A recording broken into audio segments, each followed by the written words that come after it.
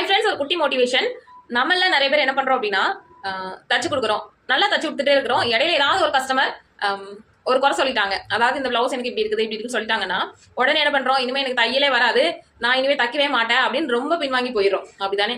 ஆனா அதே இதை ஒரு கடை வச்சிருக்காங்கன்னு வைங்களேன், ஒரு ஏதோ ஒரு டெய்லரிங் மெட்டீரியல் ஷாப்பே வச்சிருக்காங்க அப்படின்னா, இப்போ நம்ம அங்கே போய் மெட்டீரியல் வாங்குறோம் அப்படின்னா, அங்கே ஏதாவது ஒரு குவாலிட்டியில ஒரு பிரச்சனை வருது அப்படின்னு நம்ம அதை ரிட்டர்ன் கொடுத்துட்டு வரோம், இல்லை அடுத்து அந்த கடைக்கு போறது இல்லை அப்படின்னா, அவங்க வந்து அந்த கடையை வந்து இல்லை நான் நடத்தவே மாட்டேன், அந்த கஸ்டமர் இப்படி சொல்லிட்டு போயிட்டாங்க அப்படின்னா பண்றாங்க. அப்படி இல்லைல்ல, அவங்களுக்கு வந்து நார்மலா ரொட்டீன் ஆகிட்டு இருக்கிறது, நம்மளை விட்டா வேற கஸ்டமர்ஸ் கண்டிப்பா வருவாங்க. அதே மாதிரி தான் நம்மளோட தொழிலையும். ஸோ எந்த நேரத்திலையும் நீங்க டிமோட்டிவேட் ஆக வேண்டாம்.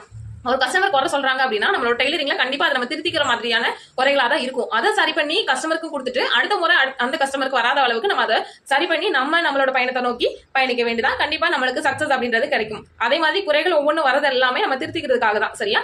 சோ அதனால எனக்கு குறை வருது அப்படின்றதுக்காக நீங்க தைக்கிறது மட்டும்